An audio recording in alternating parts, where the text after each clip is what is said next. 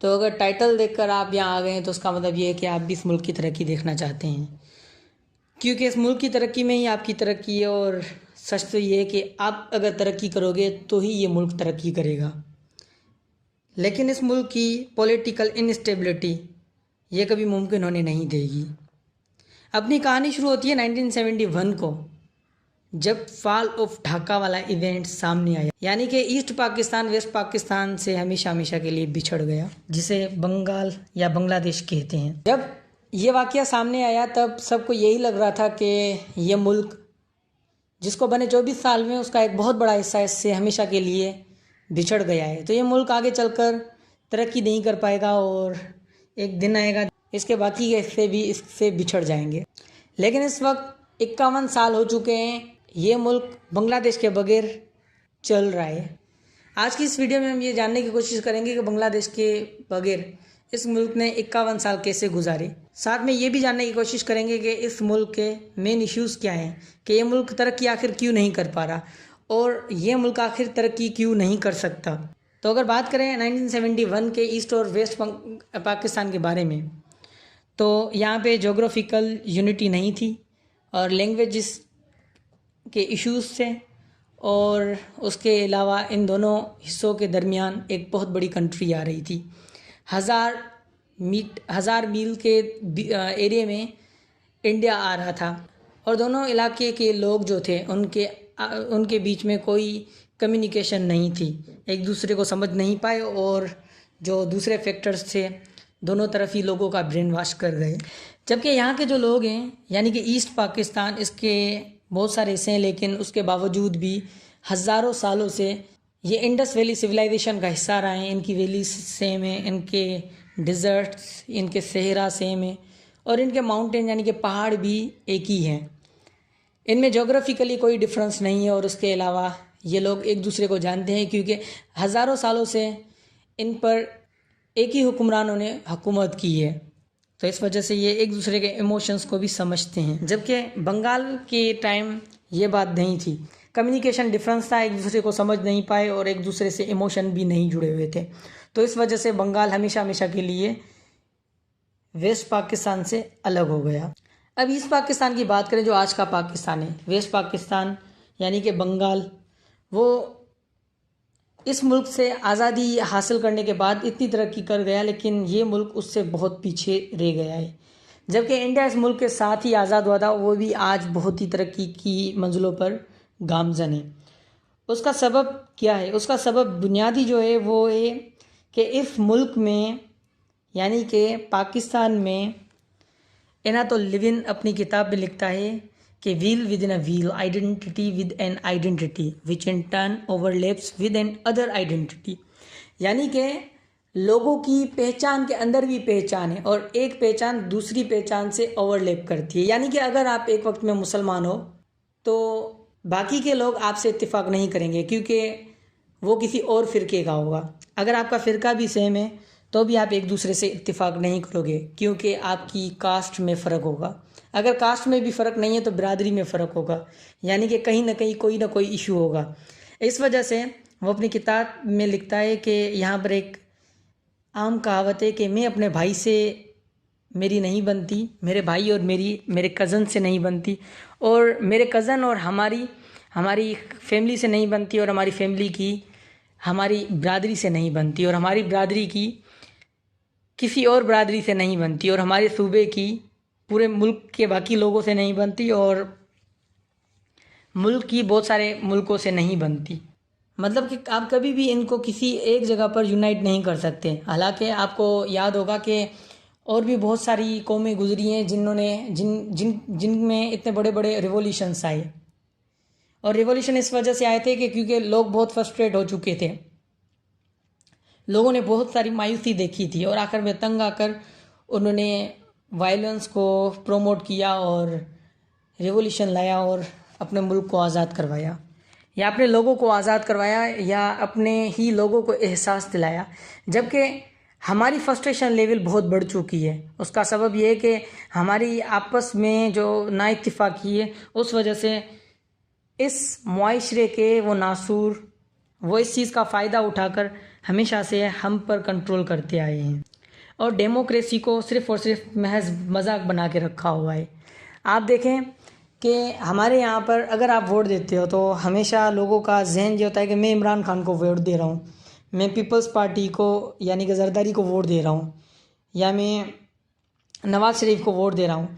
जबकि यहाँ पर प्रेसिडेंशियल फॉर्म ऑफ गवर्नमेंट है ही नहीं। हम तो वोट उसको दे रहे हैं जो आपके इलाके में एमपी की सीट पर लड़ रहा है या एमएनए की सीट पर लड़ रहा है। हम कभी भी नहीं सोचते कि वो बंदा कितने सालों से यहाँ पर हुकूमत कर रहा है, या हम कभी भी ये नहीं सोचते कि क्या वो बंदा लायक है भी या नहीं है। हम सिर्फ़ और सिर्फ पार्टी को देखकर उसे वोट दे के आते हैं। फिर ना तो हमारी नालियाँ बनती हैं, ना ही हमारी गलियाँ बनती है। ऐसे डेमोक्रेसी की डेथ हो जाती है। लेकिन सवाल ये होता है कि उस बंदे को आपके वोट क्यों पड़ रहे हैं।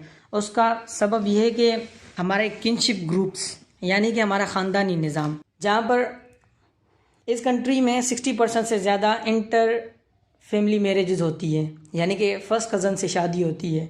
पिछली 30 पीढ़ियों से यही होता आ रहा है, जिस वजह से फैमिलीज़ बहुत बड़ी हो गई हैं और उन फैमिलीज़ पर एक ही बंदा रूल करता है और वो उस फैमिली का चीफ होता है। जब कोई पॉलिटिशियन उनसे वोट मांगने आता है इलाके का, तो वो उस चीफ को कोई ना कोई बेनिफिट देने की बात करता है और उनमें आपस में डील हो जाती है। तो आपको ना चाहते हुए भी उस बंदे को वोट देना पड़ता है। आपको पता भी होता है कि ना हिले, लेकिन आपके चीफ यानी कि आपकी फैमिली के सरबराह ने ये कहा है कि इसी पार्टी को वोट देना है, तो आप सब लोग उसी पार्टी को वोट देकर आ जाते हो। तो ऐसे में क्या होता है कि अगर आप वोट ना दो तो आपकी पूरी की पूरी किनशिप आपके ख़िलाफ़ हो जाएगी, तो आपको मजबूरी में उसको वोट देना पड़ता है। तो डेमोक्रेसी की डेथ हो जाती है। और फिर क्या होता है कि वही बंदा जो आगे बढ़ा है, वही पॉलिटिशियन जो आगे आया है, जिन फैमिलीज़ ने इसको वोट दिए थे, उन्हीं फैमिलीज़ को नवाजता है और उनको ही फेवर देता है। और बाकी की जितनी भी इलाके के लोग होते हैं जिनकी तादाद या तो कम होती है या तो उनके पास ताकत नहीं होती है, उनको पीछे धकेला जाता है। तो ऐसे में सोशल इनइक्वलिटी जन्म लेती है और फिर करप्शन होती है, जिसके खिलाफ आप कभी भी कुछ नहीं कर सकते। अगर आप कुछ करोगे तो कोर्टों में वहाँ पर जजेस इनका साथ देंगे, क्योंकि हाई कोर्ट के अलावा नीचे जितनी भी कोर्ट्स हैं वहाँ पर आपको पता है कि करप्शन कितनी चलती है। जज किसी न किसी का जानने वाला होगा, किसी न किसी फैमिली से ताल्लुक़ रखने वाला होगा। लोग आपके लिए वहाँ पर आकर झूठ बोलेंगे और गवाहों को वहाँ पर जाने नहीं दिया जाएगा। तो इस तरह से डेमोक्रेसी का जनाजा निकल जाता है और उस पावर की वजह से इस मुल्क में सिर्फ़ और सिर्फ 1% ही आबादी है जो टैक्स पे करती है और उनमें से भी ज़्यादातर गवर्नमेंट एम्प्लॉयज़ होते हैं। जबकि सबसे ज़्यादा जो अमीर तरीन इस मुल्क के लोग हैं वो तो टैक्स पे ही नहीं करते, क्योंकि जो टैक्स लेने वाले होते हैं वो इनके या तो जानने वाले होते हैं या तो इनको वो फेवर दे चुके होते हैं, जिस वजह से वो लोग कुछ भी नहीं कर सकते। क्योंकि स्टेट को गवर्न करने के लिए भी सोसाइटी की पावर चाहिए और सोसाइटी की जो भी पावर है वो इन किनशिप बड़े बड़े किनशिप्स के पास है। आप देख लो मुल्तान में या किसी और जगह पर बड़े बड़े पीर हैं जो 800 साल से इस मुल्क पर हुकूमत कर रहे हैं। यानी कि आज भी हमारे मुल्क में वो बादशाही निज़ाम नहीं गया। आज भी हम उन डिनास्टीज़ में ही रह रहे हैं जो आज से 500 साल पहले हम पर हुकूमत करती थी। और अगर गांव में जाओ तो गांव में अपना ही जस्टिस सिस्टम होता है, यानी कि अगर कोई मसला हो जाए तो कोर्टों में वो लोग नहीं जाते, वो वहाँ के वडेरे के पास या चौधरी के पास चले जाते हैं अपना फैसला सुनाने के लिए। वो बंदा जिसने कभी कोई कॉन्स्टिट्यूशन नहीं पढ़ा होता है और जिसने कोई भी फैसला करने की कोई किताब कानूनी नहीं पढ़ी होती है, वो फैसला सुना रहा होता है। अगर रेप हो जाता है तो रेप के बदले में वो रेप करवाता है। वो किस्सा मैं एक पहले ही वीडियो में बयान कर चुका हूँ। जो कत्ल के बदले में कत्ल करवाता है, जो इंसाफ के तगाजे को समझता ही नहीं है, जिस वजह से सोशल सिस्टम डैमेज हो जाता है। और इस तरह से किनशिप ग्रुप इस मुल्क की सबसे बड़ी वीकनेस बन जाते हैं, यानी कि ख़ानदानी निज़ाम इस मुल्क की सबसे बड़ी कमज़ोरी बन जाते हैं, क्योंकि वही ख़ानदानी निज़ाम आपके उन पॉलिटिशियन जो नाइल होते हैं, जिनको आगे बढ़ना ही नहीं चाहिए था, उनको सपोर्ट करते हैं। क्योंकि किनशिप ग्रुप यानी कि बड़ी बड़ी जहाँ पर फैमिलियाँ होती हैं, वहाँ पर अगर उनके पास थोड़ा सा पैसा है तो आसपास की जितनी भी छोटी छोटी फैमिलीज़ होती हैं या जो छोटी छोटी बरादरियाँ होती हैं उस गांव में, जो दूसरी कास्ट के लोग होते हैं, उन पर वो डोमिनेंट हो जाते हैं और फिर उस पूरे के पूरे इलाके में उन लोगों का रूल चलता है। और पहले तो आपको पता है कि 1990 में यहाँ पर जो जॉब्स आती थी उनका कोई इंटरव्यू भी नहीं होता था और कोई टेस्ट नहीं होता था। तो उन वडेरों के पास वो जो नौकरियाँ आती थी वो अनपढ़ और अपने चमचों को वो जॉब दे दिया करते थे, जिस वजह से इस मुल्क में जो बड़े बड़े इदारे थे वहाँ पर नए लोग आ गए। और यही सबब है कि जब लोग बेहाल हो जाते हैं और मायूस हो जाते हैं, अभी फ्लड चल रही है, लोग देख रहे हैं कि एमपी और एमएनएस बाहर की फंडिंग भी खा रहे हैं, लेकिन उसके बावजूद भी यहाँ पर इस वक्त आपको लोगों में दिखने को नज़र आ रहा होगा कि अब बहुत बड़ा रिवॉल्यूशन आ जाएगा। लोग बेजार हैं इन लोगों से, जबकि आपको याद होगा कि 2010 में भी ऐसे ही हुआ था। लेकिन जैसे ही ये सैलाब ख़त्म हो जाएगा तो किसी न किसी तरह से ये आवाज़ें थम जाएंगी, क्योंकि एक बार फिर से वही कल्चरल सिस्टम जो यहाँ पर चलता है, यानी कि किनशिप ग्रुप्स का जो रूल चलता है, वो यहाँ पर एंटी रिवॉल्यूशनरी फोर्स का काम करता है, जो कभी भी रिवॉल्यूशन आने ही नहीं देगा, क्योंकि नीचे की लेवल पर उन लोगों को ये दबा देते हैं, ये आपकी सोचने की सलाहियत को ख़त्म कर देते हैं, आपके इंडिविजुअल फैसलों को रद्द कर देते हैं। जहाँ पर एक बंदा फैसला करता है और सबको वही फैसला फॉलो करना पड़ता है। हर फैमिली का यही सिस्टम होता है, हर फैमिली की यही कहानी होती है। और इन किनशिप ग्रुप में फ़र्द की अहमियत नहीं होती है, अहमियत होती है ख़ानदान की, कि उस ख़ानदान पे कभी भी आँच नहीं आनी चाहिए। काफ़ी सारी जगहों पर बाप अपनी प्यारी सी बेटी को कत्ल कर देता है, इस वजह से नहीं कि उसका किसी और बंदे के साथ अफेयर था और वो प्रेग्नेंट हो गई, बल्कि इस वजह से कि उसने दूसरी बरादरी में शादी कर ली, क्योंकि अगर उसको जान से नहीं मारा तो उसकी फैमिली, उसका ख़ानदान, उसकी बरादरी उसको हमेशा के लिए छोड़ देगी। तो इस वजह से वो अपनी प्यारी सी बच्ची को हमेशा के लिए कत्ल कर देता है। लेकिन यही फैमिली सिस्टम मर्द को कुछ डिस्काउंट देती है, जहाँ पर अगर वही मर्द वही गुनाह करें तो कोर्ट में जाकर उसके लिए झूठी गवाहियाँ भी देंगे और उसकी सपोर्ट के लिए उसको प्रोटेक्ट भी करेंगे, उसके लिए बंदूक उठाएंगे और 10-12 लोगों को जान से भी मार देंगे। और जब पुलिस आएगी तो उनको अपनी बैठक में बिठाकर अच्छा सा खाना खिलाकर और कुछ पैसे देकर रुखसत भी कर लेंगे। काफ़ी सारे लोग सोचते हैं कि पाकिस्तान में औरतों को मर्दों जितनी अहमियत ही दी जाती है, और इसका मिसाल देते हैं कि बेनज़ीर भुट्टो को यहाँ का प्राइम मिनिस्टर बनाया गया था। लेकिन मुझे एक सवाल का जवाब दो, क्या वो जुल्फ़िकार भुट्टो की बेटी नहीं होती तो क्या वो कभी भी इस मुल्क की प्राइम मिनिस्टर बनती? उसका जवाब ये है कि वो कभी नहीं बनती। और उतनी ही मेहनत अगर कोई और सोशल एक्टिविस्ट करे, उसको कभी भी वो वाली अहमियत नहीं मिलेगी। क्यों? क्योंकि हम सिर्फ़ और सिर्फ फैमिलीज़ पर डिपेंड करते हैं। और अगर आपको कुछ भी आता हो, आप कितने भी काबिल की ना हो, आपकी इंटेलेक्चुअल लेवल कितनी भी अच्छी हो, लेकिन अगर आपके पास पावर नहीं है तो कोई भी आपकी बात नहीं सुनेगा। लेकिन अगर आपके पास थोड़ी सी दौलत हो और अगर आपका किनशिप ग्रुप बहुत बड़ा हो और आप उसमें एक ख़ास अहमियत रखते हैं, तो आप गाली भी दोगे तो भी लोगों को वो एक बहुत बड़ी बात लगेगी। और हर जगह पर, हर कचहरी में इस चीज़ को कोड करके पेश किया जाएगा। काफ़ी सारी जगहों पर काफ़ी सारे ऐसे फ्यूजल्स भी हैं जिनके पास इतनी वेल्थ नहीं होती, लेकिन उनका क्लान, उनका किनशिप बहुत बड़ा होता है, उनकी फैमिली बहुत बड़ी होती है, जिस वजह से वो जहाँ पर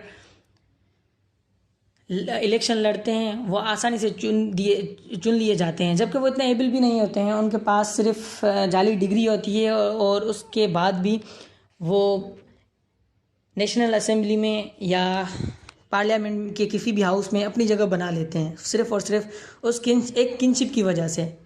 और वहाँ पर बाकी की जो मिनॉरिटीज़ होती हैं, बाकी के जो ख़ानदान होते हैं, उनको हमेशा के लिए नज़रअंदाज किया जाता है।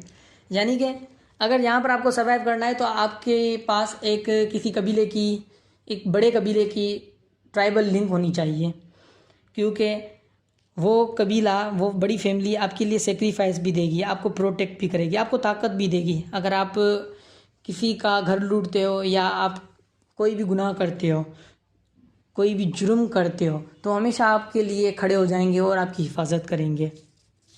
और इस तरह से ताकत सिर्फ़ और सिर्फ एक जगह पर जमा हो जाती है, जबकि बाकी के लोग वहाँ पर महरूम हो जाते हैं। और इसलिए कुछ लोग उस ताकत को हासिल करने के लिए, अपने आम सिविल राइट्स को हासिल करने के लिए CSS या इंडिया में देखें तो PMS करते हैं, ताकि वो इंडिविजुअल राइट्स हासिल कर सकें ब्यूरोक्रेट बनकर या किसी 17-18 ग्रेड की पोस्ट हासिल करके।